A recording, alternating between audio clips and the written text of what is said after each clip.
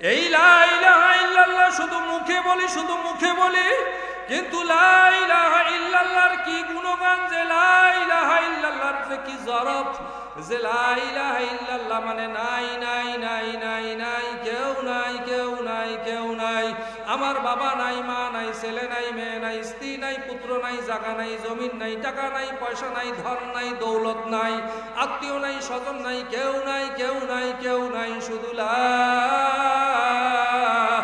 ইলাহা ইল্লাল্লাহ, শুধু আল্লাহই আছে, আল্লাহ ব্যতীত আর একটু জোরে, আল্লাহ ব্যতীত আর কেউ।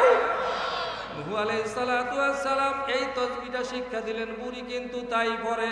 নূহ আলাইহিস সালাতু ওয়াস সালাম তিনি আল্লাহ কোরআনের পাকের মধ্যে বর্ণনা করেন, রব্বি ইন্নী দাউতু কওমি লাইলান ওয়া নাহারা। আল্লাহু আকবার। নূহ আলাইহিস সালাতু ওয়াস সালাম দিন রাত উভয় সময় তিনি যখন দাওয়াতের কাজ করতে থাকলেন, তারপরেও কেউ কালেমা পড়ে না, এমনকি তার স্ত্রী, এমনকি তার সন্তান, একটা ছেলে পর্যন্ত কালেমা পড়ে নাই, ঈমান আনে নাই। এক পর্যায়ে যখন আল্লাহর পক্ষ থেকে হুকুম আসলো, নূহ তুমি একটা কিস্তি বানাও, ওই কিস্তির মধ্যে কালেমাধারীদেরকে উঠাও। নূহ আলাইহিস সালাতু ওয়াস সালাম বলেন, আল্লাহ কেন? আল্লাহ বলে, আমি একটা অপারেশন করব, অপারেশন ক্লিন হার্ট, আমি পরিষ্কার করব, তুমি উঠাও। নূহ আলাইহিস সালাতু ওয়াস সালাম যখন ওই বুড়িকে এসে বলতে থাকলেন, বুড়ি, ও বুড়িমা রেডি থাকিয়েন, যে কোনো সময় আল্লাহর পক্ষ থেকে আযাব আসবে, গজব আসবে, আমি কিন্তু আপনাকে এসে নিয়ে যাব। বুড়ি ডাক দিয়ে বলল, বাবা নূহ, আমি তো চোখে ঠিক মতো দেখি না, আমার তো তেমন আত্মীয় স্বজন কেউ নাই, তবে বাবা আমার পক্ষ থেকে আমি দায়িত্ব দিলাম তোমাকে, যখন ওই বন্যার সময় আসবে বা ওই প্লাবনের সময় আসবে, ওই গজবের সময় আসবে, তখন তুমি এসে বাবা আমাকে একটু নিয়ে যাবা। নূহ আলাইহিস সালাম বললেন, বুড়িমা ঠিক আছে, তুমি রেডি থাকো, আমি কিন্তু এসে তোমারে নিয়ে যাব। কি একটা অবস্থা! মানুষ যখন বিপদে পড়ে মাথা ঠিক থাকে না। নূহ আলাইহিস সালাম একটা কওমের রাসূল, একটা কওমের নবী। নূহ আলাইহিস সালাতু ওয়াস সালাম চিন্তায় বিভোর হয়ে গেছে। কবি কত সুন্দর করে বলতেছে, নূহ নবীর জামানায়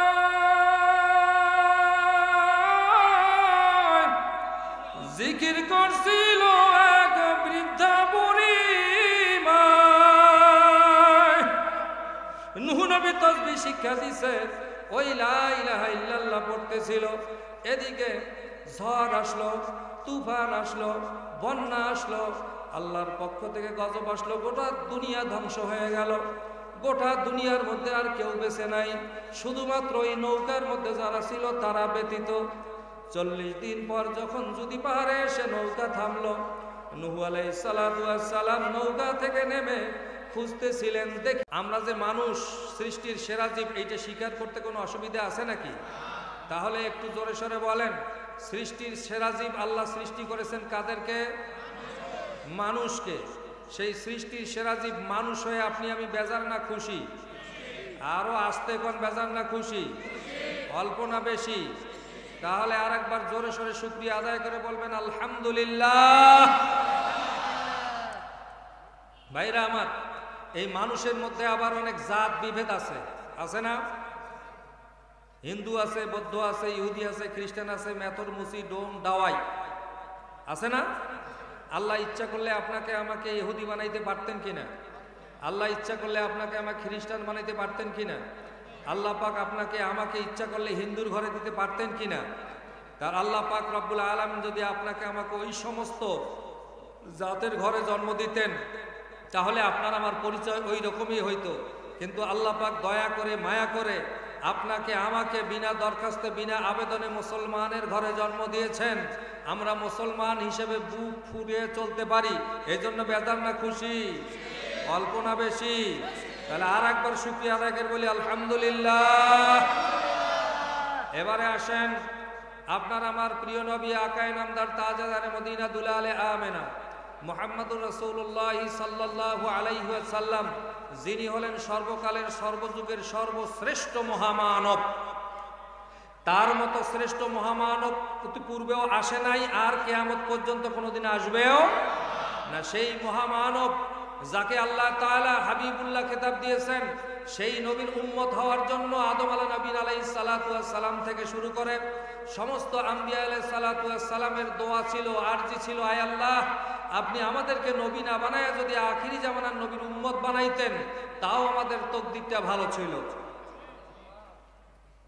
আপনাকে আমাকে কোনো দরখাস্ত করা লাগছে, আপিল করা লাগছে? বিনা দরখাস্তে বিনা আবেদনে আল্লাহ পাক আখিরি জামানার নবীর উম্মত হিসেবে জমিনে পাঠাইছে, এই জন্য বেজার না খুশি? এই কথাটা কি আসলে মন থেকে বললাম? হ্যাঁ, মন থেকে বলছি কিনা একটু পরে আলোচনায় আসবো ইনশাআল্লাহ। তো এই মুহূর্তে জানতে চাচ্ছি আসলেই আমরা খুশি তো? যদি খুশি হয়ে থাকি এবারে যে শুকরিয়ার আওয়াজটা হবে এত জোরে হবে যেন ওই যে যারা মার্কেটে বসে আছে তারা সেখান থেকে যে পণ্য কিনবে ওই পণ্যের যে দাম, আর এই মাহফিলের সামিয়ানার নিচে আসলে এর চাইতে দামি জিনিস পাওয়া যাবে, ওই জিনিস দিয়ে দুনিয়ার ঘর হয়তো সৌন্দর্য হবে, দুনিয়ার বিবি বাচ্চা খুশি হবে, কিন্তু এখানকার সৌন্দর্য কবর পর্যন্ত সৌন্দর্য করবে। আর এখানকার যে পাওয়া হবে, যে উপহার হবে, এই উপহারের সঙ্গে আল্লাহ খুশি হবে। এই জন্য জোরে সরে একবার চিৎকার করে বলেন আলহামদুলিল্লাহ। আমার আল্লাহর নবী বলেছেন সুবহানাল্লাহি তামলাউল মিজান ওয়ালহামদুলিল্লাহি তামলাউল মিজান। কোন ব্যক্তি যদি একবার সুবহানাল্লাহ পাঠ করে অথবা একবার হৃদয় নিংড়ানো ভাষায় আলহামদুলিল্লাহ পাঠ করে, আমার নবীজি বলেন ওই ব্যক্তির জন্য আল্লাহ রাব্বুল আলামিনের দাড়ি পাল্লার দুটি পাল্লাই সওয়াব দ্বারা পূর্ণ করে দেয়। তাহলে এখানে বসে থেকে লাভ না ক্ষতি? এমন লাভ, এই লাভ আমি চোখে দেখাইতে পারবো না, কোনো বক্তা পারবে না। আল্লাহর নবী বলেন তামলাউ মা বাইনাস সামাওয়াতি ওয়া মা ফিল আরদ। কোন ব্যক্তি যদি একবার হৃদয় নিংড়ানো ভাষায় সুবহানাল্লাহ পাঠ করে অথবা একবার আলহামদুলিল্লাহ পাঠ করে অথবা একবার আল্লাহু আকবার পাঠ করে, আল্লাহর নবী বলেন আসমান এবং জমিনের মাঝে যে ফাঁকা জায়গাটা আছে এই জায়গাটা আল্লাহ রাব্বুল আলামিন ওই বান্দা বান্দির নামে সওয়াব দ্বারা পূর্ণ করে দেয়। কাজে আমি বলবো যারা রাস্তায় আছেন, দোকানে পারে আছেন, আর ওখানে থাকার দরকার নাই, সময় চলে যাচ্ছে, মাঠে চলে আসুন, মাঠে চলে আসুন। আজকের এখান থেকে কিছু কবজ নিয়ে যান। এখানে এমন কোনো আলোচনা হবে না যেটা হয়তো আপনার দুনিয়ার জীবনে ক্ষতি হবে, না না, যে আলোচনাগুলো হবে দুনিয়াতেও লাভ আখিরাতেও লাভ। আমরা দুনিয়াতে বয়স্কদের সাথে পরামর্শ করি বিভিন্ন বিষয়ে, মুরব্বীদের সাথে, বাবার সাথে, মায়ের সাথে, দাদার সাথে, দাদির সাথে, নানার সাথে, নানির সাথে, বন্ধু বান্ধব, গ্রামের ময় মুরব্বীদের সাথে বেশ কিছু সময়, অনেক সময়, অনেক কারণে প্রকাশ্যে গোপনে মজলিস বসায়া বিভিন্নভাবে আমরা পরামর্শ করি। কথা ঠিক না? পরামর্শ করি কি করি না? একটু জোরে বলেন না। পরামর্শ করি। কি রকম পরামর্শ করি? আমি এই কাজটা করতে চাচ্ছি, এটার ভবিষ্যৎ কি, তাই না? বর্তমান আমার পরিস্থিতি এই, সামনে কি হবে? মানুষের জীবনে যে তিনটা সময়, একটা হলো অতীত, একটা বর্তমান, আর একটা কি? আর একটু জোরে পাওয়া যায় না? হ্যাঁ, অতীত, বর্তমান, ভবিষ্যৎ, এই তিনটা সময়। যে সময়টা আমরা পার করে আসছি এই মুহূর্তের পূর্ব পর্যন্ত, এইটা আমাদের জীবনের কি? অতীত। আর বর্তমান যে সময়টা আমরা পার করতেছি এইটা হলো বর্তমান, রানিং। কথা ঠিক না? আর এর পরে কি হবে এটাকে কি বলে? আর একটু আস্তে কন, ভবিষ্যৎ। তাহলে এই ভবিষ্যৎ, এই ভবিষ্যতের জন্য আমরা বেকুল। ভবিষ্যৎ কি হবে? ভবিষ্যৎ কি কারো জানা আছে? আর একটু জোরে কন। দুনিয়ার ভবিষ্যৎ, আজ আমি এইখানে বসে স্টেজে কথা বলতেছি, আগামীকালকের আমার ভবিষ্যৎ কি এটা আমি জানি? আপনারা জানেন? কেউই জানি না, কথা ঠিক না? কেউই জানি না। কিন্তু ভবিষ্যৎ জানি না, তারপরেও পথ চলতে হচ্ছে, কথা ঠিক? পথ চলতে হচ্ছে, পরামর্শ করতে হচ্ছে। অনেকেই অনেক ধরনের ভবিষ্যৎবাণী করতেছে। আগের জামানায় তো ওই যে ছিল, গণক ছিল, তাই না? গণক ছিল না? গণক ছিল। রাজা বাদশারা পর্যন্ত তাদের রাজ দরবারে গণক রাখত। এই গণকরা রাশিফল অনুযায়ী গণনা করত ভবিষ্যৎ কি। এই ভবিষ্যতের চিন্তায় সবাই বিভোর। কিন্তু আপনি আমি দুনিয়ার ভবিষ্যৎ নিয়েই শুধু চিন্তা করতেছি, কিন্তু আপনার আমার আখেরাতের জিন্দেগিও তো ভবিষ্যৎ নাকি? হ্যাঁ না? ওই জিন্দেগির কোনো দামই নাই। কথা বলেন না কেন? ওই জিন্দেগির কোনো দাম আছে? একটু জোরে বলেন না, আছে? তাহলে যদি দামই দিয়ে থাকি, তাহলে কেন মুখ ফোটে না ভাই? কোরআনের মাহফিলে কেন মুখ ফোটে না? কোরআনের মাহফিলে বসছি, এখানে আপনার আমার জবানকে ফুটাতে হবে, জবান থেকে আওয়াজ বাইর করতে হবে। আর সেই দিন নাই যেই দিন আল্লাহ এবং তার রসুলের নামে স্লোগান দিলে আপনার আমার গ্রেপ্তার হওয়ার ভয় থাকতো। কি আছে নাকি এখনো সেই ভয়? সে ভয় তো নাই। তারপরেও জবান বন্ধ কেন? এখন বীর দর্পে আল্লাহ এবং তার রসুলের গান গেতেই থাকবেন, স্লোগান দিতেই থাকবেন। দেখবেন দুনিয়ার যত বাতিল শক্তি আছে সব আপনার আমার কাছে মাথা নত করতে বাধ্য। দেখেন কতগুলো মানুষ আপনারা এই যে ঠিক বললেন এটাও জবাব দিতে ভয় পাচ্ছে। হ্যাঁ, আল্লাহ, এই জবানটা কার দান? জবানটা কোন কাজে লাগাইলা? আল্লাহ বলছে আর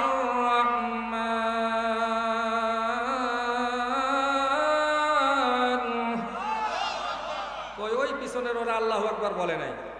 ওই যে যুবকরা পিছনে বসে আছে, আল্লাহু আকবারের আওয়াজ আসে নাই। আল্লাহু আকবার বলতে কি আপনাদের ভয় টয় লাগতেছে নাকি? তাহলে আল্লাহু আকবারের আওয়াজ যেন পুরুষের মতো হয়। আমার আল্লাহ বলেন খালাকাল ইনসান,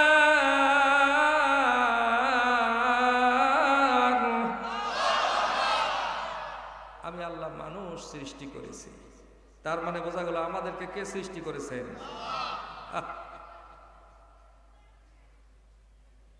আমার আল্লাহ ডাক দিয়ে বলেন আল্লামাহুল বায়ান,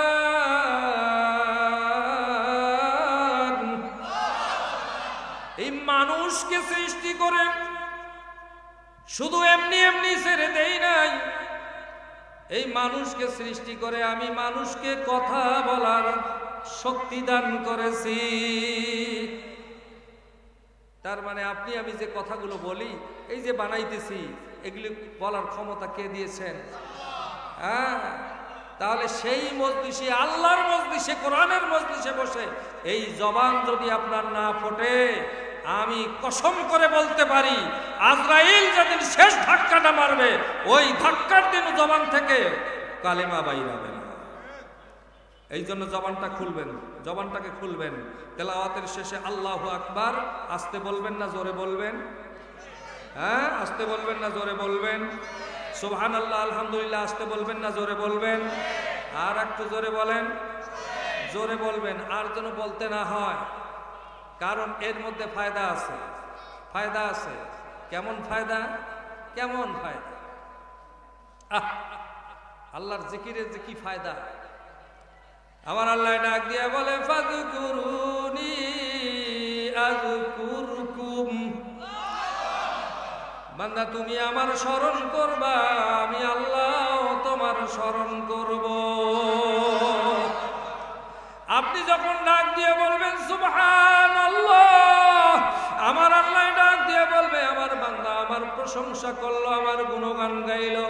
আপনি যখন বলবেন আলহামদুলিল্লাহ, আমার আল্লাহ ডাক দিয়ে বলবে ফেরেশতাদেরকে, ফেরেশতা দেখো আমার বান্দারা মাহফিলে বসতে পারে শুকরিয়া আদায় করলো। আপনি যখন বলবেন আল্লাহু আকবার।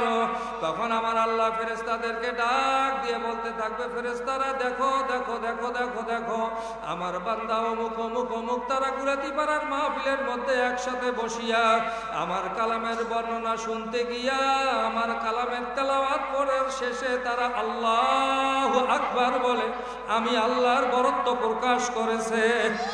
ও ফেরেশতারা তোমরা সাক্ষী থাকিও, আমি আল্লাহ রাব্বুল আলামিন আজকের ওই সামিয়ানার নিচে যারা বসা আছে ওখানে বসে যারা সুবহানাল্লাহ আলহামদুলিল্লাহ আল্লাহু আকবার বলে আমার বরত্ব ঘোষণা করতেছে, আমি আল্লাহ রাব্বুল আলামিন তাদেরকে নিষ্পাপ বানায়া বাড়িতে পাঠাবো।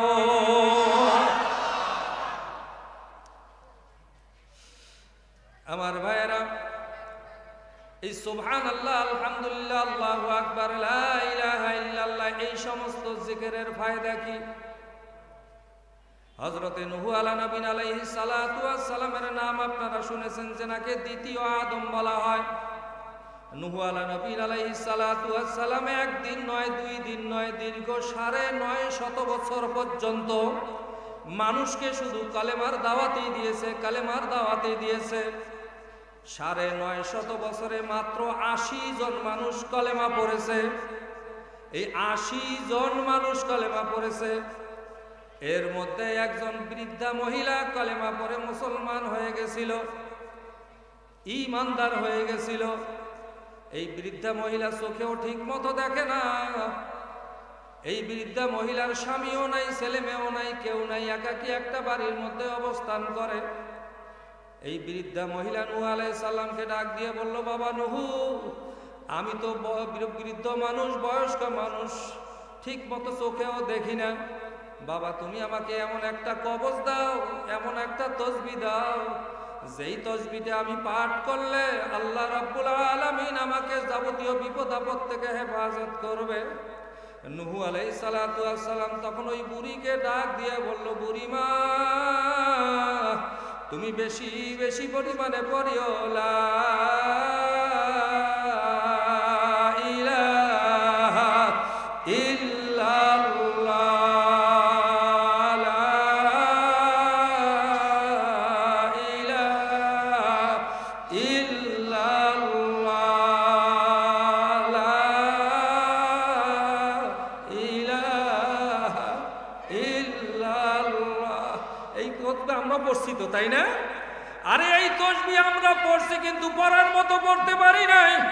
এই লা ইলাহা ইল্লাল্লাহ শুধু মুখে বলি, শুধু মুখে বলি, কিন্তু লা ইলাহা ইল্লাল্লাহর কি গুণগান, যে লা ইলাহা ইল্লাল্লাহর যে কি জরফ, যে লা ইলাহা ইল্লাল্লাহ মানে নাই নাই নাই নাই নাই, কেউ নাই কেউ নাই কেউ নাই, আমার বাবা নাই, মা নাই, ছেলে নাই, মেয়ে নাই, স্ত্রী নাই, পুত্র নাই, জায়গা নাই, জমিন নাই, টাকা নাই, পয়সা নাই, ধন নাই, দৌলত নাই, আত্মীয় নাই, স্বজন নাই, কেউ নাই কেউ নাই কেউ নাই, শুধু লা ইলাহা ইল্লাল্লাহ, শুধু আল্লাহই আছে, আল্লাহ ব্যতীত আর একটু জোরে আল্লাহ ব্যতীত আর কেউ। নূহ আলাইহিস সালাতু ওয়াস সালাম এই তাসবিহটা শিক্ষা দিলেন, বুড়ি কিন্তু তাই পড়ে। নূহ আলাইহিস সালাতু ওয়াস সালাম তিনি আল্লাহ কোরআনুল পাকের মধ্যে বর্ণনা করেন, রব্বি ইন্নী দাউতু কওমি লাইলান ওয়া নাহারা। আল্লাহু আকবার। নূহ আলাইহিস সালাতু ওয়াস সালাম দিন রাত উভয় সময় তিনি যখন দাওয়াতের কাজ করতে থাকলেন, তারপরেও কেউ কালেমা পড়ে না। এমনকি তার স্ত্রী, এমনকি তার সন্তান, একটা ছেলে পর্যন্ত কালেমা পড়ে নাই, ঈমান আনে নাই। এক পর্যায়ে যখন আল্লাহর পক্ষ থেকে হুকুম আসলো, নূহ তুমি একটা কিস্তি বানাও, ওই কিস্তির মধ্যে কালেমাধারীদেরকে উঠাও। নূহ আলাইহিস সালাতু ওয়াস সালাম বলেন, আল্লাহ কেন? আল্লাহ বলে, আমি একটা অপারেশন করব, অপারেশন ক্লিন হার্ট, আমি পরিষ্কার করব, তুমি উঠাও। নূহ আলাইহিস সালাতু ওয়াস সালাম যখন ওই বুড়িকে এসে বলতে থাকলেন, বুড়ি, ও বুড়িমা, বুড়িমা রেডি থাকিয়েন, যে কোনো সময় আল্লাহর পক্ষ থেকে আযাব আসবে, গজব আসবে, আমি কিন্তু আপনাকে এসে নিয়ে যাব। বুড়ি ডাক দিয়ে বলল, বাবা নূহ, আমি তো চোখে ঠিক মতো দেখি না, আমার তো তেমন আত্মীয় স্বজন কেউ নাই, তবে বাবা আমার পক্ষ থেকে আমি দায়িত্ব দিলাম তোমাকে, যখন ওই বন্যার সময় আসবে বা ওই প্লাবনের সময় আসবে, ওই গজবের সময় আসবে, তখন তুমি এসে বাবা আমাকে একটু নিয়ে যাবা। নূহ আলাইহিস সালাম বললেন, বুড়িমা ঠিক আছে, তুমি রেডি থাকো, আমি কিন্তু এসে তোমারে নিয়ে যাব। কি একটা অবস্থা! মানুষ যখন বিপদে পড়ে মাথা ঠিক থাকে না। নূহ আলাইহিস সালাম একটা কওমের রাসূল, একটা কওমের নবী। নূহ আলাইহিস সালাতু ওয়াস সালাম চিন্তায় বিভোর হয়ে গেছে। কবি কত সুন্দর করে বলতেছে, নূহ নবীর জামানায়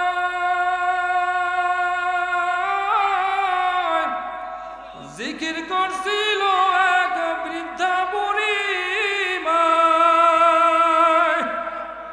নূহ নবী তাসবিহ শিক্ষা দিছে, ওই লা ইলাহা ইল্লাল্লাহ পড়তেছিল। এদিকে ঝড় আসলো, তুফান আসলো, বন্যা আসলো, আল্লাহর পক্ষ থেকে গজব আসলো, গোটা দুনিয়া ধ্বংস হয়ে গেল। গোটা দুনিয়ার মধ্যে আর কেউ বেঁচে নাই, শুধুমাত্র ওই নৌকার মধ্যে যারা ছিল তারা ব্যতীত। 40 দিন পর যখন যদি পাহাড়ে এসে নৌকা থামলো, নূহ আলাইহিস সালাতু ওয়াস সালাম নৌকা থেকে নেমে খুঁজতেছিলেন, দেখি তো দুনিয়ার অবস্থা কি। দেখে গোটা দুনিয়া মরুভূমি হয়ে গেছে, গোটা দুনিয়াতে কোনো বাড়িঘর গাছপালা কোনো কিছুই নাই, একেবারে মরুভূমি। হাঁটতে হাঁটতে হঠাৎ করে দেখে একটা ঘর দেখা যায়, জীর্ণ শীর্ণ ঘর। নূহ আলাইহিস সালাতু ওয়াস সালাম একটু আশ্চর্য হইলেন, ব্যাপার কি? যেখানে গোটা দুনিয়া ধ্বংস হয়ে গেল সেখানে এই জীর্ণ শীর্ণ ঘরটা এখানে কেন? এখানে কিভাবে আসলো? নূহ আলাইহিস সালাতু ওয়াস সালাম ঘরের পাশে এসে অনুভব করতেছিলেন, মনে হয় ঘরের মধ্যে কেউ আছে। নূহ আলাইহিস সালাতু ওয়াস সালাম ডাক দিয়ে বলতেছেন, ঘরের ভিতরে কেউ আছেন নাকি? তখন ঘর থেকে ওই বৃদ্ধা রমণীর আওয়াজ আসলো, বাবা নূহ,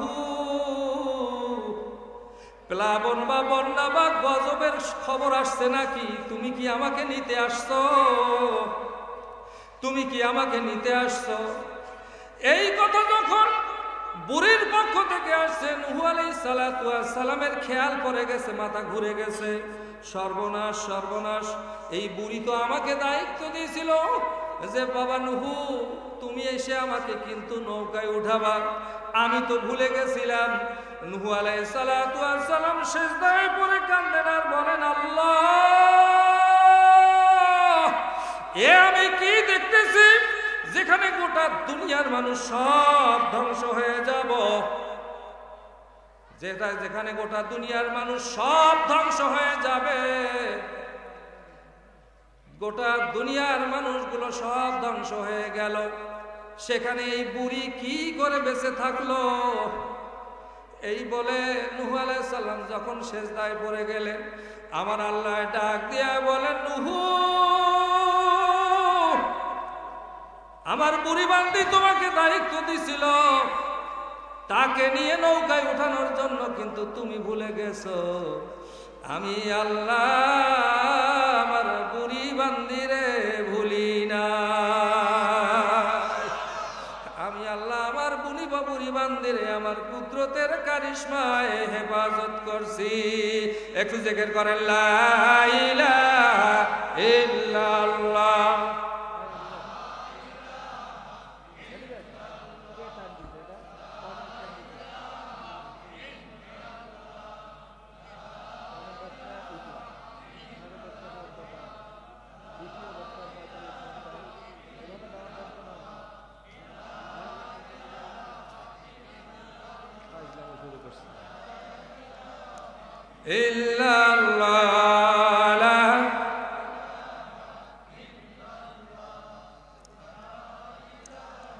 ভাই বসেন না কেন আপনারা এই ফাঁকা জায়গাগুলো? একটু আসেন না, মেহেরবানি করে ভিতরে আসেন, ভিতরে আসেন, ভিতরে আসেন, একটু ভিতরে আসে বসে পড়েন। হ্যাঁ, খালি পরিচালনা নিয়ে ব্যস্ত, বক্তার টাইমের ঠিক নাই, বক্তা বসায় দিছে, হঠাৎ করে কাগজ দেয়, আর ওইদিকে লোকগুলো যে দাঁড়ায় আছে তারা একটু খোঁজ খবর নেয় না, একটু যে ধরে বসায় দেবে, ভাই একটু বসেন, মাহফিলের মধ্যখানটা খালি।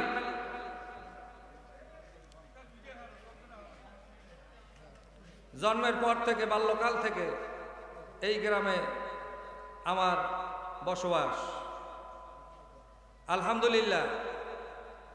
এখন অনেক দিক থেকে অনেক পরিবর্তন আসছে, ইনশাআল্লাহ দিনই পরিবর্তন আসছে না ভাই? বিশাল মাদ্রাসা আমাদের তৈরি হয়েছে না ভাই? আলহামদুলিল্লাহ। আসেন ভাই, বাইরে থাকবেন না, ভিতরে আসেন। বাইরে থাকবেন না, ভিতরে আসেন। মাঠ ফাঁকা, ওয়াজের মাহফিলের মাঠ ফাঁকা রাখা জায়েজ নাই। আচ্ছা, যেই ফাঁকা জায়গাগুলো আছে এখানে শয়তান ঢুকছে, একটু মেহেরবানি করে এই ফাঁকা জায়গাগুলো পূরণ করেন তো। ফাঁকা জায়গাগুলো একটু পিছনের ভাইরা একটু আগায় আসেন তো, একটু আগায় আসেন, ফাঁকা জায়গা পূরণ করে একটু মেহেরবানি করে আগায় আসেন। ফাঁকা থাকে পিছনে থাক, সামনে যেন কোনো ফাঁকা না থাকে, সামনে যেন কোনো ফাঁকা না থাকে। আমি আপনাদের সামনে কালামুল্লাহ শরীফের সূরা আহজাবের 107 নম্বর আয়াতখানা তেলাওয়াত করেছি। আল্লাহ রাব্বুল আলামিন আয়াতে কারিমার মধ্যে বলেন, ইন্নাল্লাযীনা আমানু ওয়া আমিলুস সালিহাতি কানাত লাহুম জান্নাতুল ফিরদাউসি নুজুলা। আল্লাহ রাব্বুল আলামিন বলেন, নিশ্চয়ই যারা ঈমান আনার পরে আমলে সালেহ করতে পারবে, নেক আমল করতে পারবে, তাদের জন্য আমি আল্লাহ ফেরদাউস বেহেশত রেখে দিলাম। তাহলে বোঝা গেল জান্নাত কাদের জন্য? দুই কাজের অধিকারী যারা তাদের জন্য, তাই না? একটা হলো ঈমানদার, আর একটা কি? নেক আমলকারী। একটা হলো ঈমান, আর একটা কি? নেক আমলকারী। কারো ঈমান আছে নেক আমল নাই, তার জন্য জান্নাতের গ্যারান্টি নাই। আর কারো আমল আছে ঈমান নাই, তার জান্নাতের কোনো নিশ্চয়তা নাই, কোনো নিশ্চয়তা নাই। কত হিন্দু ভালো কাজ করে, করে না? করে না? কিন্তু তার জন্য কি কোরআনে জান্নাতের কথা বলা হয়েছে? কেন বলা হয় নাই? যে মূল হলো ঈমান। মূল কি? একটু জোরে বলেন, মূল কি? ঈমান। মাদ্রাসার মাহফিলে আসছি আমরা, এখান থেকে তো কিছু শিখে যাব, কথা ঠিক না? শুধু আসলাম, গানের বাড়ির মতো বসলাম, কিছু শুনলাম, চলে গেলাম, হয়ে গেল, তা কিন্তু নয়। এই আমলের চলে নেক কাজ। ঈমানদার তো আমরা সবাই দাবি করি। কার ঈমানের কি রকম দাম, কার ঈমান কতটা মজবুত, এটা আমরা জানি না, কিন্তু নিজেরা চিন্তা করলে বুঝতে পারবো। বর্তমান যুগে ঈমানের দাম, কারো ঈমানের দাম 10 টাকা, কারো ঈমানের দাম 100 টাকা, কারো ঈমানের দাম 1000 টাকা, কথা ঠিক না? হ্যাঁ, 10 টাকা পরে পাইছে, পরে পেয়ে হ্যাঁ 10 টাকা পরে পাইছে, এখন ঘোষণা, এ ভাই কার 10 টাকা হারাইলো রে, কার 10 টাকা হারাইলো রে, কার 10 টাকা হারাইলো, কে পাইছেন? দিয়ে দিল। কিন্তু যখন 100 টাকা পাইছে তখন চিন্তা করে 100 টাকা হইলে তো অনেক কিছু হয়, আস্তে করে পকেটে রেখে দিল। বোঝা গেল ওর ঈমানের দাম 10 টাকা। ওর ঈমানের দাম কত? আর একটু জোরে বলেন। আবার দেখা যায় নির্বাচনের সময় রাত্রের অন্ধকারে ঘরে ঘরে ঢুকে 500 টাকার নোট, 100 টাকার নোট এগুলি দিয়ে আসে, ভাই ভোটটা কালকে আমার দেশ। কি এরকম আছে না নাই? এইরকম আছে, ভোটটা কালকে আমার দেশ, এই 100 টাকা নে বা 1000 টাকা নে বা 500 টাকা নে। বোঝা গেল ওই ভোটারের ঈমানের দাম 500 টাকা বা 1000 টাকা। 1000 টাকায় বিক্রি করলো, কাকে ভোট দিল ওটা দেখার দরকার নাই, 1000 টাকা যে দিছে তাকে ভোট দিল। তাহলে আমাদের ঈমানের অবস্থা এই ঈমানের অবস্থা পরিবর্তন করার দরকার আছে না নাই? একটু ধরে বলেন, আছে না নাই?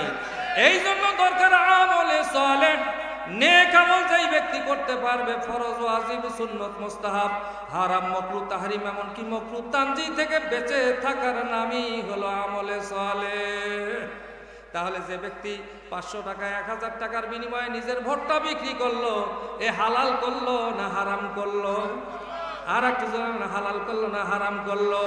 এই হালাল এবং হারামকে শিক্ষা দেওয়ার জন্যই আল্লাহ রাব্বুল আলামিন সর্বকালের সর্বশ্রেষ্ঠ মহামানব আমাদের নবীজিকে এই জমিনে পাঠিয়ে দিয়েছেন। জোরে কোন আলহামদুলিল্লাহ। সেই নবীজি আমার একদিন নয়, 2 দিন নয়, দীর্ঘ 13 বছর পর্যন্ত মক্কার জমিনেই কালেমার দাওয়াত দিতেছেন, কালেমার দাওয়াত দিতেছেন। কালেমার দাওয়াত দিতে গিয়ে নবীজি বহু অত্যাচারের শিকার হয়েছেন। কালেমার দাওয়াত দিতে গিয়ে নবীজিকে বন্দী করে রাখা হয়েছে। কালেমার দাওয়াত দিতে গিয়ে নবীজি আমার কাবার হাতিমের মধ্যে, কাবার মধ্যে কাবার চত্বরের মধ্যে নামাজের সেজদায় গেছেন। নবীজি আমার নামাজের সেজদায় গেছে, আবু জেহেলরা উটের নারী ভুঁড়ি নিয়ে এসে আমার নবীজির মাথার উপরে দিছে। একটা উটের নারী ভুঁড়ির কত ওজন হইতে পারে? নবীজি আমার মাথা উঠাইতে পারতেছে না, অনেকক্ষণ পর্যন্ত দমও কুলাইতে পারতেছে না। ছোট্ট বাচ্চা মানুষ মা ফাতেমা দৌড় দিয়ে এসে দেখে বাবার পা দেখা যায় কিন্তু মাথা দেখা যায় না, পা শুধু ছটপট ছটপট করতেছে। মা ফাতেমা ছোট্ট মানুষ গিয়ে উটের নারী ভুরুগুলোকে টানিয়া টানিয়া সরাইলেন। নবীজি আমার মাথা তুলে দীর্ঘ শ্বাস ফেললেন আর ডাক দিয়ে বলে, মাগো তুমি সময় মতো না আসলে বুঝি আমি আর মাথা উঠাইতে পারতাম না। এতটা অত্যাচার করেছে। এক পর্যায়ে যখন নাকি আমি তোমার মায়া থেকে থাকে, তোমার মায়ের জন্য যদি তোমার মায়া থেকে থাকে, এই মজলিসে ঢুকে এক ফোঁটা চোখের পানি ছেড়ে দিবা,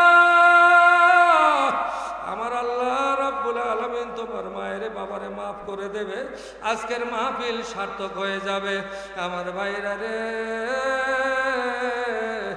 বাবা মা যদি বেঁচে থাকে তাদের কি করবেন? একরাম করবেন। আমার আল্লাহ তো বলে দিয়েছে, ওয়াবিল ওয়ালিদাইনি ইহসানা। আল্লাহু আকবার। বাবা মায়ের এহসান করবে। বাবা তোমার যতটুকু সাধ্যে কুলায়। আজকে বড় লোকেরা যারা বড় বড় অফিসার বানাইছে, ছেলেকে স্কুলে করাইছে, পড়াইছে, ইউনিভার্সিটিতে পড়াইছে, ডাক্তার হয়েছে, ইঞ্জিনিয়ার হয়েছে, ওই ছেলেরাই তাদের বাবা মায়েদেরকে বৃদ্ধাশ্রমে রেখেছে। কথা ঠিক না বেঠিক? ও মানুষ, আজকে যদি তোমরা এই মাদ্রাসাগুলোর মধ্যে পড়ায় তোমার ছেলেকে মেয়েকে তুমি যদি হাফেজে কোরআন বানাইতে পারতা, তোমার এই ছেলেকে হাফেজে কোরআন বানানোর পর তুমি যদি ডাক্তার ইঞ্জিনিয়ার বানাইতা, তাহলে তোমার এই ছেলে ডাক্তার ইঞ্জিনিয়ার বড় অফিসার যত যাই হোক না কেন কোনো দিনও বৃদ্ধাশ্রমে সন্তানকে পাঠাইতে পারত না। আপনারা খোঁজ নিয়ে দেখবেন বৃদ্ধাশ্রমগুলোর মধ্যে কোথাও কোনো আলেম ওলামার বাবা মা আছে নাকি? এমনকি যারা রিক্সা চালায় খায়, দিন মজুরি করে খায়, তারা পর্যন্ত তাদের বাবা মাকে কোনোদিন বৃদ্ধাশ্রমে রাখে নাই। কথা ঠিক না বেঠিক? ভাইরা আমার, এই তারা যদি বাবা মায়ের প্রতি যদি অনুগত হয়ে থাকতো, আমার আল্লাহর হুকুমটা যদি মানতো যে বাবা মায়ের পরে বা আল্লাহর পরে বাবা মায়ের স্থান, আজকে বাবা মা সন্তানের জন্য কতটা হাহাকার। এই যে কত মানুষের আমরা খবর পাই, একটা লোকের একটাই মাত্র ছেলে ডাক্তার হয়েছে, তার অনেক সম্পদ, 2-3টা বাড়ি, ছেলেকে ডাক্তার বানাইছে। এই ছেলেকে নিয়ে কত আশা। মসজিদ মাদ্রাসার জন্য গেলে কোনোদিন 10টা টাকা ঠিক মতো দিত না, আলেম ওলামা যারা এলে তাদেরকে কোনো দাম দিত না। হঠাৎ করে দেখা গেল এই ডাক্তার ছেলেটা মৃত্যুবরণ করেছে। ডাক্তার ছেলেটা মৃত্যুবরণ করার পর এখন বাবা মা খাওয়া হয়ে আছে, কার জন্য এগুলা করলাম, কার জন্য গাড়ি, কার জন্য বাড়ি, ছেলেই তো নাই। কথা ঠিক না বেঠিক? এইরকম কত ধনী ব্যক্তি আছে, আমার আল্লাহ কঠিন কঠিন পরীক্ষার মধ্যে ফালায়া দেয়। ধনের অভাব নাই, সম্পদের অভাব নাই, কিন্তু ভোগ করার মানুষ নাই। কথা ঠিক না বেঠিক? আবার আমার আল্লাহ এমনও গরিবের ঘরে গরিব দিছে, ঠিক মতো খাইতে পারে না, তার ঘরে 2-3টা ছেলে। ওই ব্যক্তি দেখা যায় এই বাচ্চাগুলোকে মাদ্রাসার মধ্যে দিয়া কোরআন হাদিস শিখাইতেছে, তাদেরকে দ্বীনি ইলম শিখাইতেছে। এরা বড় হয়ে মানুষ হবে, দ্বীনের কাজ করবে, জামানার সূর্য সন্তান হবে। কিন্তু মানুষের আসলটা বুঝলাম না, নকল নিয়ে দৌড়াদৌড়ি, ছায়া নিয়ে দৌড়াদৌড়ি। আরে যদি দ্বীনের পথে চলা যায়, নেক আমলের মধ্যে থাকা যায়, কোরআন হাদিসের হুকুম অনুযায়ী যদি চলা যায়, বড় আলেম হওয়া লাগবে না, সাধারণ মানুষ হইলেও তাদেরকে আল্লাহ এমন মৃত্যু দান করে। আজকের এই মজলিসে বলতে চাই ভাইজান, গতবারও যে মাহফিল হয়েছিল, ওই মাহফিলে ওই সামনে একজন ব্যক্তি বসা ছিল, আপনারা হয়তো জানেন, আমাদের গোলাম রসুল ভাই। ভুলে গেছে? গোলাম রসুল ভাই সাধারণ একজন টেইলার মাস্টার ছিলেন, কিন্তু তার আমল লাখ লাখ সিরাত সুরাত।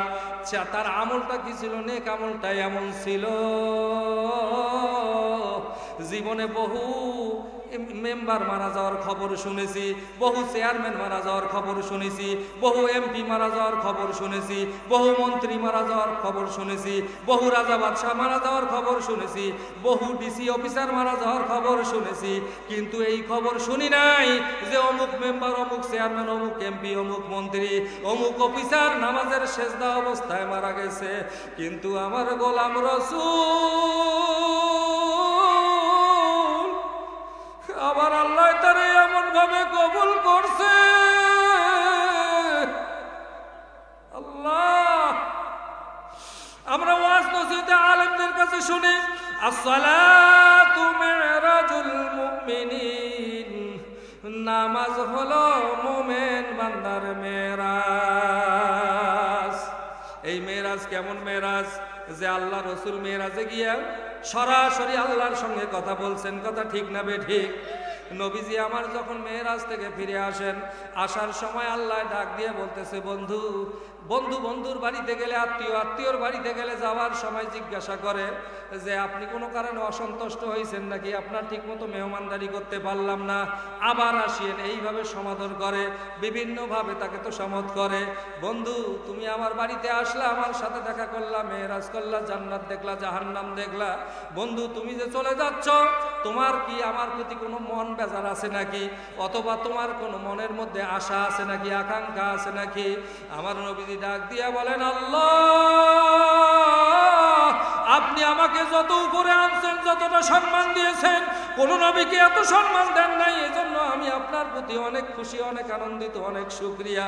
কিন্তু আল্লাহর হৃদয়ের গহীনে আমি একটা ছোট্ট ব্যথা নিয়ে যাচ্ছি। কি ব্যথা? কয় আল্লাহ আমার গুনাহগার উম্মতগুলা তো আপনারে দেখলো না। তখন আমার আল্লাহ রাব্বুল আলামিন হুকুম দিলেন, বন্ধুরে যাও যাও যাও, আমি তোমাকে আসমানে নিয়ে এসে সেখান থেকে আরশে মুআল্লায় নিয়ে এসে তোমার সাথে আমি সাক্ষাৎ করেছি।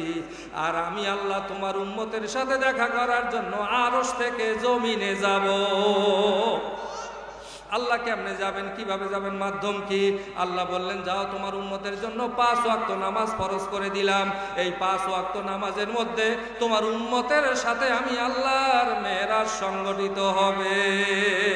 সেই মেরাজের মধ্যে আল্লাহর সাথে বান্দার কথা হয়। আমার মনে হয়েছে গোলাম রসুল যখন নাকি গিয়ে নামাজের মধ্যে দাঁড়ায় গেছিল, নামাজের মধ্যে দাঁড়াবার পর তার নামাজটা যেন মেরাজে পরিণত হয়েছিল। আল্লাহু আকবার। যখন নাকি সে সেজদায় গেছে, সেজদায় গিয়ে যখন বলছে সুবহানা রাব্বিয়াল আ'লা, আমি আল্লাহর আমি আমার মহান প্রভুর প্রশংসা বর্ণনা করতেছি। আমার আল্লাহ যেন তখন বলছে, বহু প্রশংসা করছো গোলাম রসুল, আয় আমার কোলে আয়। আল্লাহ আয় আমার কোলে আয়। আমাদের গোলাম রাসূল সেজদারত অবস্থায় আমার আল্লাহর কোলে চলে জান্নাতে চলে গেছে। ও বুড়া বাবাজিরা, যুবক ভাইরা, আমার গ্রামবাসী ভাই বোনেরা, আমাদের গুরাতিপাড়ার গোলাম রসুলের যদি এই ইতিহাস হয়ে থাকে, তাহলে আমরা কি অর্জন করলাম? আপনিও মৃত্যুবরণ করবেন, আমিও মৃত্যুবরণ করব। আমাদের মৃত্যুটা যে কেমন হবে জানি না।